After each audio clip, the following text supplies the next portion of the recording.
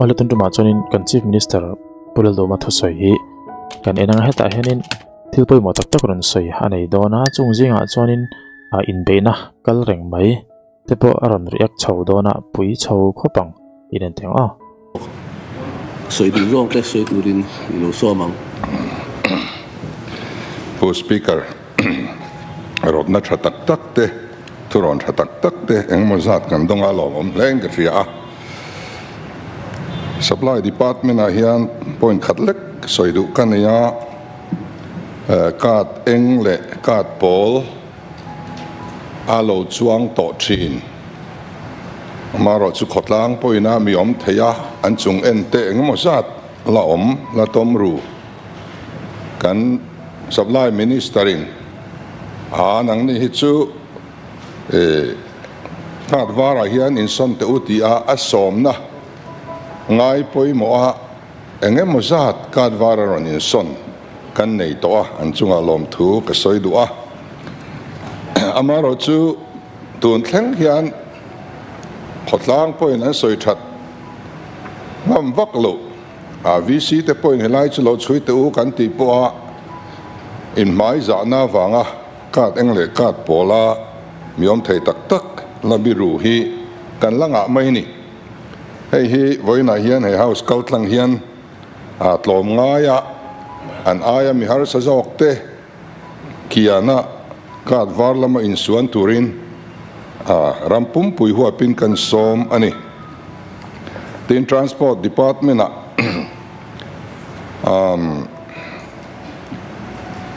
drivers ho welfare chung sang ma na in soi kha ti kha ngaron soi non nuala hei hi an welfare bill hi Mizoram Motor Transport Workers Welfare Bill kan timaya draft into na hian kan nei to a less day le transport department officer 10 an soi ho masa a February som pasari khan secretary hovin less day department officer 10 an ennon le a chu minister hovin an ennon le nga chu minwa chuan law and judicial department a vet turin the thak anianga kan sarkar chung ngai hian ei hi ti hlotin man kan tum don ani ten ai zo ko pui chu nga te taxi le two wheeler permit nei an tam to adin na po anin dai to lova chuti chungin pek bel anile thina kolosi pa te po association ina rontilul to su an ti ngoi chung khan tam takhan pek leonon le te kha ania kan ministerin voin thlenga party workers tena an nor chung po pakhat ma an pe bel du lo hi afak om katia chuti ruala khodang kholian ve si la nei ve lo te na engemaw zat a pe hi alom om kati em bok ani tin sai rang atanga tenzol railway extension om tur khakan soinuala hei hi malak mek ani a tuna golf course atanga kem nga vela son kalseng kandua chutiang tur chuan ruaman na and final trip to ani land revenue and settlement hian nimin lamat khulai kachar lama mi ten minron ti buai chungchang kha kan ngai thla a tilomzia house an ria tir kadua sai pum ram chunga asam hovin ngam pataka ram trin som sari tanga somriat mun an wat near report chu ni som pakhat mars sang ni som ni paruk khan chui chian ania chu ni min tinani hemi lova na mun hi Mizoram police zunjam ban kang kem atanga kem riat bor vela hla om ania lir thei atlo po thei ani lo wangin ke a darkar ni le chan ve vel kal ania lo wa hi hrei puile chem manga wa nin alanga khol man na nu ma mu anilo alova tu te hi amun wat lo la hian tu ma mu tur an lo om lo wa ma se bandar khal Kacha district Assam lama bru chung ko som thum velin lovatan anwa ani thu an khotlang hruai tu headman ne na tanga riat ani a January thatop le February thatir lama anwa ani thu a soibok tongkain bandar khalam hi kutlo thak jun chunjam to lo tura riat tir ngal ani a hemi chungchanga hian bandar khal headman soidanang chuan Assam Sarkar emo Assam Forest Department lam riat pui le anin rolna aom lo thu dontel ani bandar khal committee ma an lo lak na hi kachar SP lampo thilom zia tongka ril ani to a anni point buaina om lo na turin ma an lak ngal tur thu an soibok ani voina hian senior SP SDO sadar le SDO civil wiring te tenen sai pum chu an zukal ya kan DC te achunga tarlan kanan soi hi report anon pek ani a hemi ba ka hian report tharlam om chuan anon fiat tir zeldon ani kha khulai thilom zi ani a sarkar anga malak na pon lova bru hovin khote takte ani a anon tiveringot mai ani a kutan thak zui to lo tura kan ngai ani tin revenue department hi property card India rama pechuak masaber ani a minister let hopui song te sunga lom thu kasoi ni selangin tin an tho thata wangin incentive te lom man te po an mu ani tin check bok te mau mual te le ris mual te an cheng fel me ka alom om khop mai hei hi check bok te po kha kan sarkar tir khan an mangan thuan an soya anu pakhat phei chuanin ka chan ve tur kha karama tang khan ka thlam om na po ka chang to lova a chelai deu himin pe ve bak chon nei fai vek atia ka tiang hrim kha miram kan chin fel dan tur ani chuanin mir theizok chan chu chaw don mangi o ka ti a ti chuan hei mau mual te po chin fel sak aloni a check bok te po fel trap to a ris mual zema bok ami po hei a fel trap to an lom hle a tin so veng sonin kong an nei mi lo maya dam lo serious deu te hi kan han zona kong pui kan thlen hi chuan lo chat thlaman to hian om nual zel ani an ti a chuwang chuan an kong lai na mun an kong lai na tur po tu na hian poisa kan ruam han fel sak diam to ti kha kan soi du ani tin pi provide khanin abial chunga revenue atranga sarkar atranga pass nei si RRF chunga omania wanga harsanan to thu kha asoya khatiang kha ani re nga khati chunga FCA do tu zinga trang tlat khasoin me lo khatiang reng khop mai khamila ka kal film na tur dan kha kenin ka lo welcome ania tin leng puiram lei chungchang hi soi to lo katuma ma se member ang mozat khan non soile tasia atop nan han soile kan tum ani thil hi thudik soitur kan ti fo boka helai hianin atirte atrangain outright purchase tura malak ania document zong kha en ula list tura malak nai mo outright purchase ni tura rot nai mo chun han pakhat ma in mulawang chu thudik ani tin Indian Air Force ne na kan sarkar masatin an thil lo thelu hi han ngai toilangin nei tu chiang tak nei clear ownership nei ania puro minglian hi record te en vek ani to nu in ram nei tu dik tak ani ti hi an lo zuk thelu tani suta chuan keini chuan adik le dik lo kan thelova alo dik lo ani chuan enga tinge khati lai khan ram nei tu dik tak ani an lo ti si keini na diklo kan tingot thailova Indian Air Force na diklo khan thengot don lo sarkar berin anei to dik takani alo zik ti to kha kha thu top chuni mai lo thailova tin joint survey nei ani te tu te map thelu te country a tin rampo GPF coordinate thapa te fill ania boundary pillar po si phirama pillar somni pakhat phunani a len puya pillar za somnga pani phunani ti te lo zuk thelu ani a tin buaineng ma om lo tin non encumbrance certificate an lo thelu to boka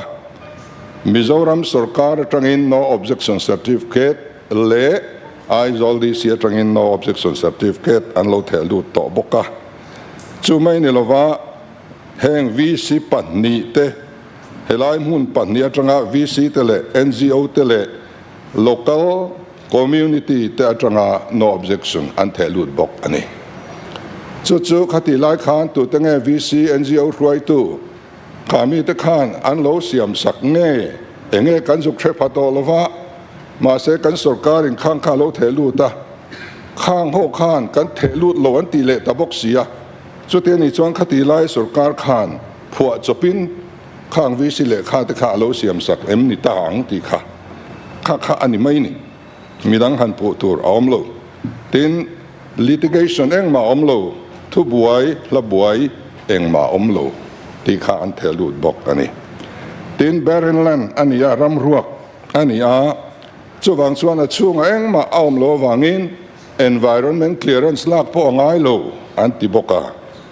tin mi cheng pakhat manom lo wangin rehabilitation pack tur po tu ma an om lo ti kha an thu ania chuwang chuan khatianga kha chuanin SIA kha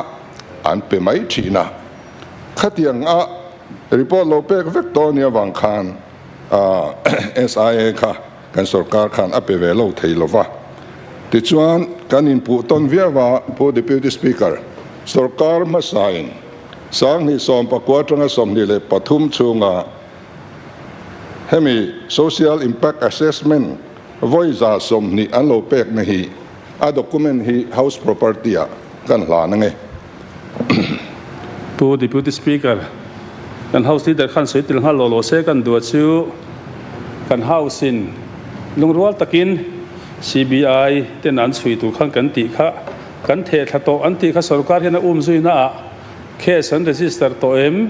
tun din huna hian chui tura in rom man na sarkar ate atul angte han thia tirte om to em ha ma ni in soi fel ngot ni lo de hian kan bo zui to chin na kha mi puite kan ha thu pakha hiat kan chak to kan fel na lai gut i soi to lo tiang CBI khanin a document minon peru anon tia document kan nei ang kha kan nei kha chu MNF how to pai na a thelu kha ani maya chumi chu ni som ni le pani February khan kan thon thale to ni tin aman chung chang te po hei kan deputy speaker a case kan register ta MT zo kha an register MT kha chu kan la rebik lo ala rewak lo boka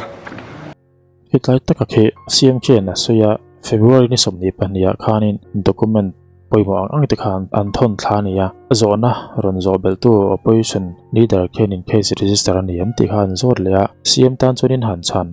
vak ngai na kha omlem lawa kan register ani han tram ti don nya don lo po kha chiang lawa amaro chu engemaw malak na chu mani ti kha chu a chianga tin heta hen poimo zok tur chu engtiang hoizo in nge complaint anju thelu kan opposition a thelu tu lampangina an tui pui ber zo ka chu hoyange poisa kha ti lampang kha ani dewe mo chu ti thaya ase CBI lampang hin engtiang zoi nge case ante ka panga hoyange poisa chu lu tak ti kha an chui zo ka nge tin heta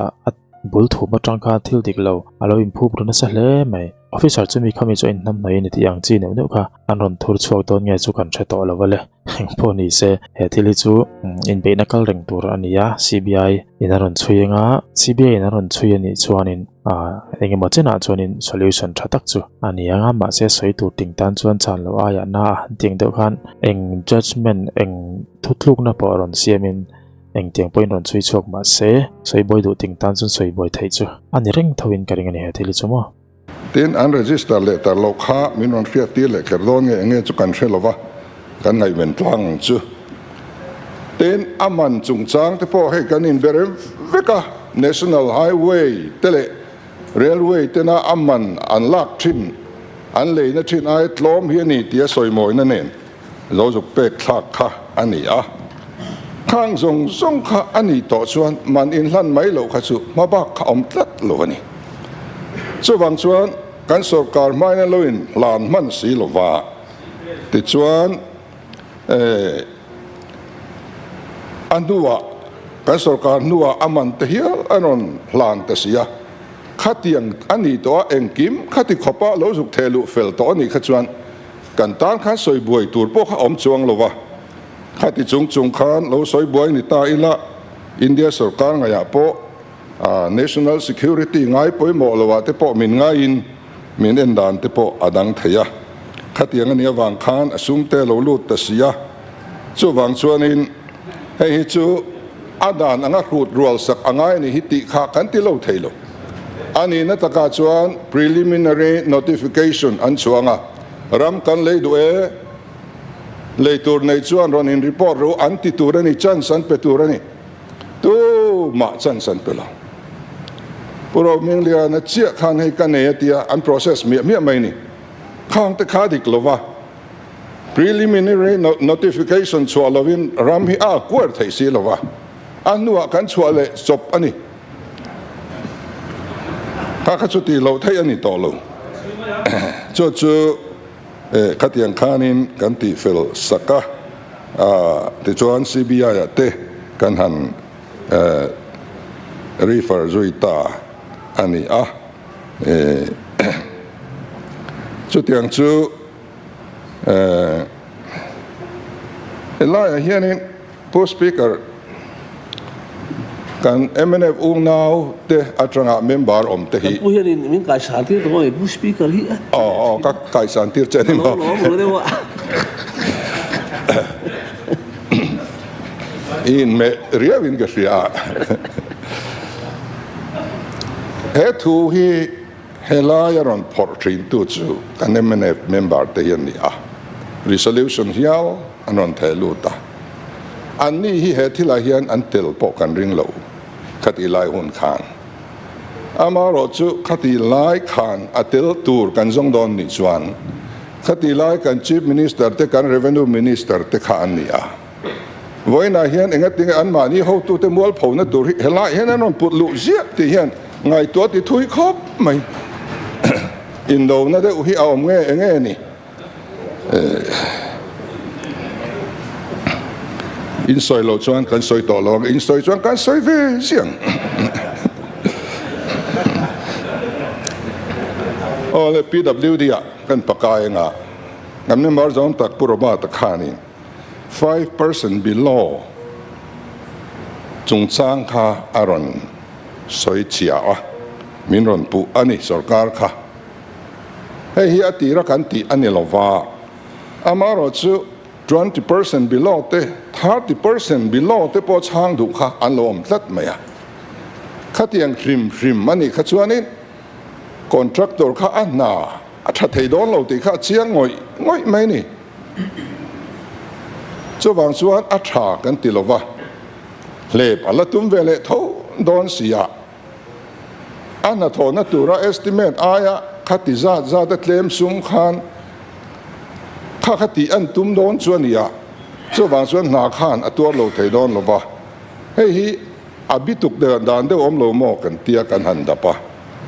MNF sarkar khan cabinet khan an lo rel fel diam to maya 5% below tur khan aman po an lo mang to ani chuan mi pakhatin a lo king heng ma se sarkar kha chak tlat mai ni cabinet decision ani wang khan high court khanin khati lai sarkar kha thiam achan tira hetia sarkar ma sa poin an lo tia court hiala thiam an chang ani chuan a tha mai hei chui ti vengu kan ti mai ni chu wang chuanin kan han ti zui ve ta ani a helai hi indem tur chuang kan omin ka ring lo ten thil pakhat kan ti thar chu na tu na tholai mek na panga aya tam nei hi chuanin deal su se deal poini pelovang kan tiani achan chu kan experience atangin country voinia kan na la zolo tam per hi project monitoring committee te po tira kan endik tir hova hi tun ma tanga contract na lo ngu nanga em ho ani de uvekani an thok seng lovani chu wang chuan in project a delay pha hetiang hi chu thalove thọ lai mek panga te nei chuan in thok zo phot ro se chumin huwa chuan an du le ron dil ve le selangin khati ema a thok ngai te na pek tam kha an tho le sen si lo hian development a delay ni ti thila khan kha kha chu kan ti ani ten selui bial tu puare sa khanin khulai aram poisa pek ngai tur laom aron soi chuak kha committed liability kan ti zinga mi kha ani karinga tuna hian PWD ya pek tlak lo kumni chunga pek tlak tum kan nei kha khami zinga khan omni karinga chu department point lo chin chia selangin puare sa soi kha amma salama clear sak tumila atha nge ten restricted tender chungchang kha ronzo ani a ne restricted tender hi kan hanti ve a chan chu saskia kan ti ani saski lowai chuan adanga hi chuan atul le lo chuanin kan ti lova chief minister phalna lo phei chuan kan oi lo hrim chu hey saski bi ka chuan kan don atanga finance department in executing department nena hian ni som chunga pek tur tiania ti chuan executing department khan na an zo hun tur khamin ron tuk bokani khatiang ania wang khan hei hi chu emiron dil vel buai chung len hian adu rei mai blanket ni petop mayang kan ti kan pe ani khatiang thil lo khachuan pek zel po kan tum chuang lova trulna bik te aomte ani lo chuan tin expenditure sanction minron dila finance department in ES kan pek hian UC kan thelu thei to ne achan chu a department khan an execute tak loemo finance department atang chuan expenditure sanction kan issue to wangin kan mang to tinani khatia utilize to ani tlat awang khan finance department mi da khachuan khata tanga UC pek khapom ani chu wang chuan khang te kha na thoran nan alo poimo em awangin kan han pe ani kan han fair zia chu kaini hi chu hey sil suri puk jing sil suri kha crore za don mi kha atam tia nia mani lok khan abial tu doctor thang te campaigner campaign hi nai fair de kan nia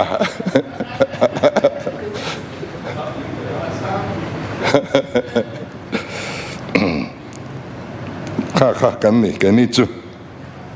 chuan kami englo khachun nakina karon soinga restricted like khachu tun tha ni som ni kan lo top lok nge ka riak lawang ka te ti lai kha abial tu doctor thang te campaigner kan pe nia aron ti lai kha film thu ti tak do na ron soi nangin ZPM hin halak chungchang a hianin engemo indu sak thei na tur thil om hi chuanin entinan na a midang thun thei mo mi thun thei din mona lo ding tala tin khami kha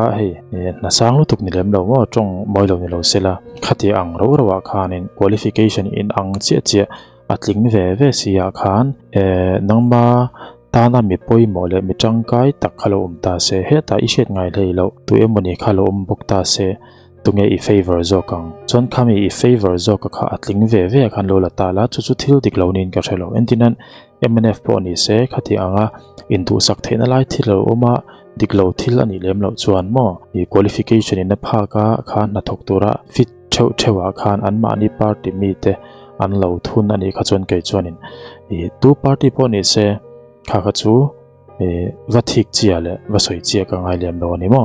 ZPM chau ni chuang lovin amaro chu diklo takan na la ke ro chu ka support lo bura tuna po khanin ya tuna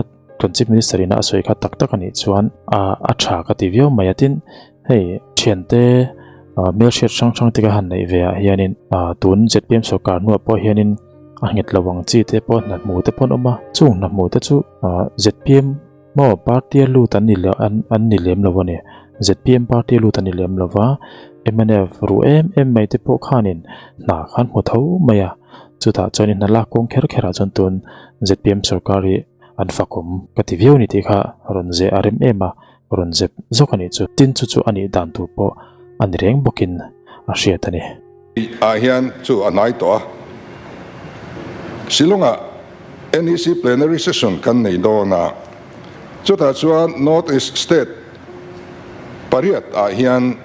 Economic Corridor Development hian chairman kan ni Chief Minister Dang Ho Zong hi member an ni donor minister ku member ani boka ka chair na ni tain presentation ka juk pedon ni Shillonga hei hianin helai ke mani ram chung kong mai ni lovin kong lian tho na tui kong khang zong song kha he ta more lamte engkim kha huamin ma kan lame ka chuta chuan minga chairman te kan lo ni ve nalaya kan ram kong te po kan han jep tel ve zela hei hi kan that pui viawani ti kha kan soidu ten National Highway 06 sairang atanga buichali kan veitlan em hi kan ti tur ni mia lo crossari chuang kan juk sen ve ngot na kha ei tu na chuanin za som level an zo to for pui lo thlen ma hian zo thei anin base ya kan thalai president MLA zaum tak pu ze ho hian kartin an juk lo ringot mai ni tiang chuan an vil ranga hei ni kum anga kan boi to lo na turin kan ti that thei kan in base ya ze infratech ten an thoka zandu kan ti te kha an ni tin ATL road apung kha khami contractor ina achoi kha kan department ten fixed deposita an lo pay punga apung nen hianin 90.96 crore lai atlinga chu amu chuak tu hi chu ni bera ka hriat chu putilal himpuya kan emele hiani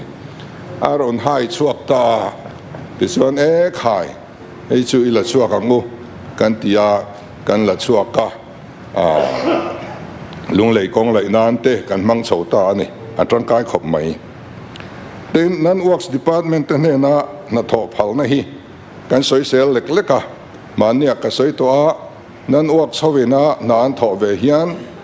rampum puya pakhat chau ten lo ne ya khoi molai khwa na lo oma SDO pon nei lawa ZE pon nei lawa fourth grade pon nei lo kha no namuna khan supervised dur hian om mi alovani chawang chuanin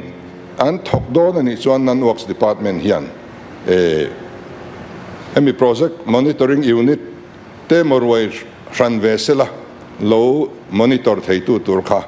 ti te kan han tia chutiang chuan hei hi chu mana tanga lo phal to ani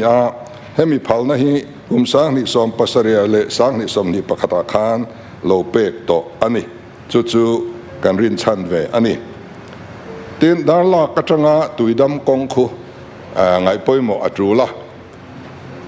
khu lai te mai khu achia ni to de umaya khu man de wa po khan kan juk kala akong luya khan kan latla na kong thar khu la pop thei lowani kong lui maintain nang khong kan in seng le thina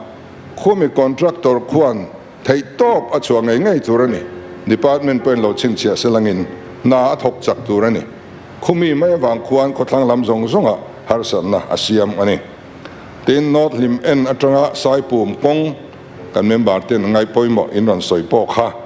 khu po khu adang chu athade uvekani khumi in kar ko achia zual ania khu ko attention pek wat angaya ten khulai kong lai na tur kha sum kha kanda dai toin ka hria man de wa khan enga tinga tun thenga kut kan la thalo o ka thelowa man mo atha ten selling to tipai mo kan opposition leader bial hei PWD na iron coal tour nimek ania ingai poi mong u mai larang ang u poi mo mai kan ti Manipur ne na kan kar te kong pui poi mo ani do na wangin amaro chu kan Rajya Sabha MP hianin NHIDCL ne na pek ni ro se ti in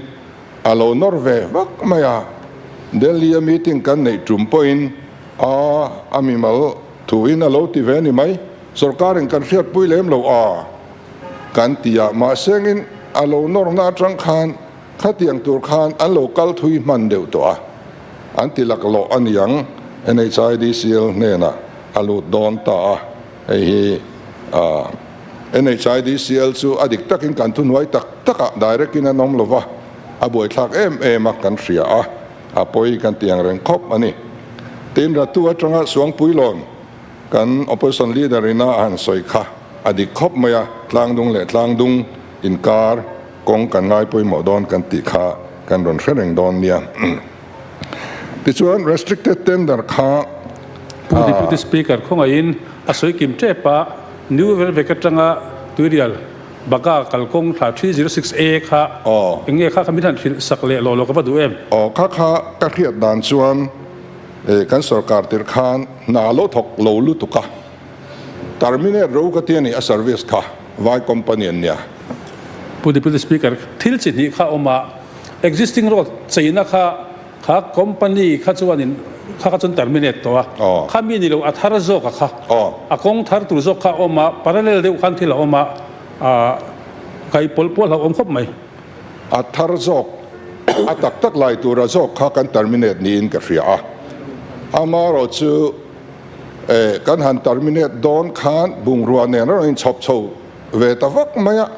a he thok don ne ai ngai thiam mai ngu an ron til a tho don chuan a tha lo ma tho lo wanga du lo kan ni maya a tho don chuan a tha kan tia tin alignment ala boy hrim alignment hi kan la final lo ani zo mun te pok hianin akal na tur lai du an neya mau char khianin ron complain reng boka alignment a hianin kan la chiang theilowa akong omsa repair a khichu ti ani to a an zo to in ka ria ke khichu chuan restricted tender ha soi to mayang puro ba ro mo hian ron zot le tlat mai ni restricted tender sarkar ma san pek le tu na kan pek hi enge ni uthar te kan nei ta pului te kan nek te de mai enge mo ni aron zo mia wang hianin me ni som pariat sang ni le som ni a khan apulungin restricted order hi na som rung le panga an lo pe a zun ni som sang ni le som ni a khan a hlom bokin na zale pasari restricted tender pek ani a chuan February ni som panga sang ni som ni pat ni a khan na som paruk PMJVK noya pe kania amami panikha nabat ve ani saski pon ni lo chuanin saski noya hian East Transar kulatangin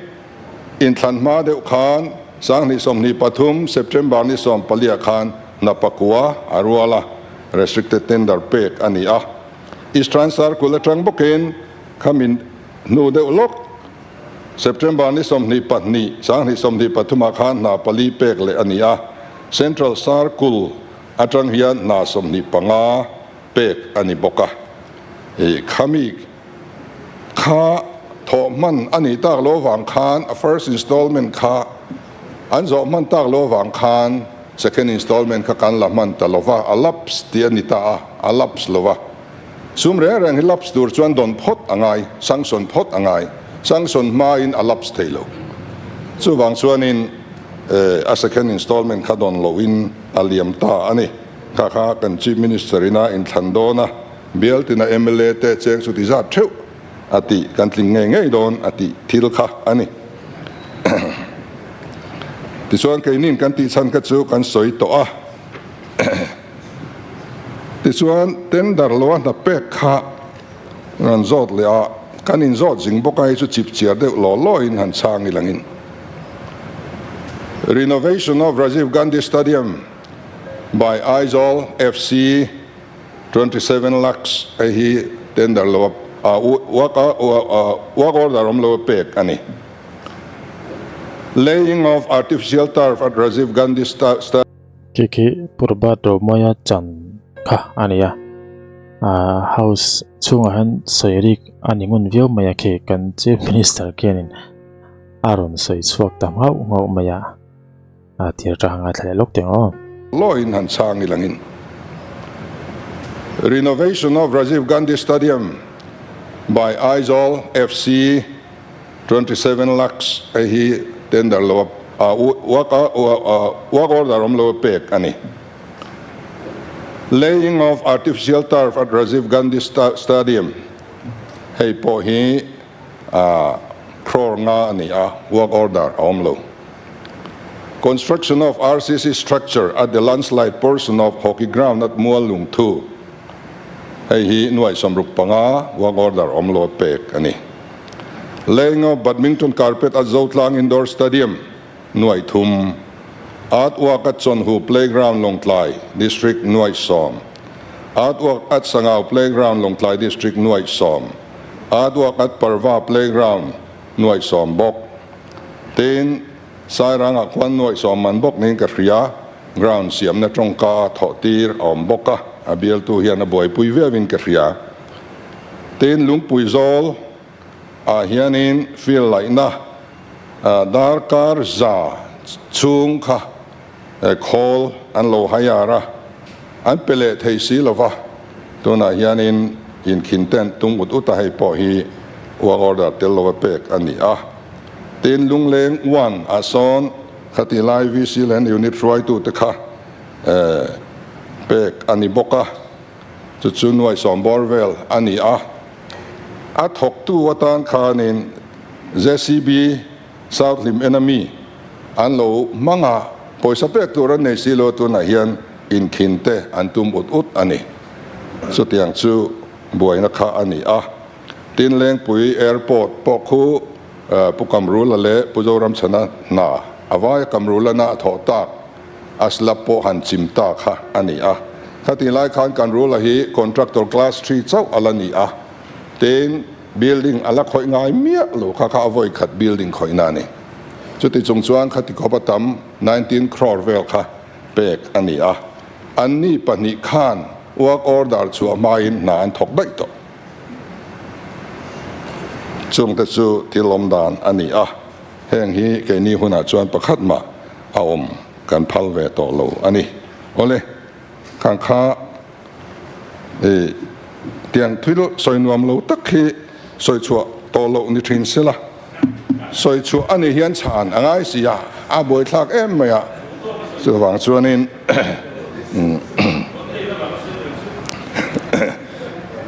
ti kha ka soi du tok ni selangin hei kan PWD minister hi dim deu lek angaya pu deputy speaker adin rei po hi atwar lo mai the vo in hi chu wang chuanin kan riat thiam na kan ngen pui ani heng demand pani te hi pas turin kan thlope kalome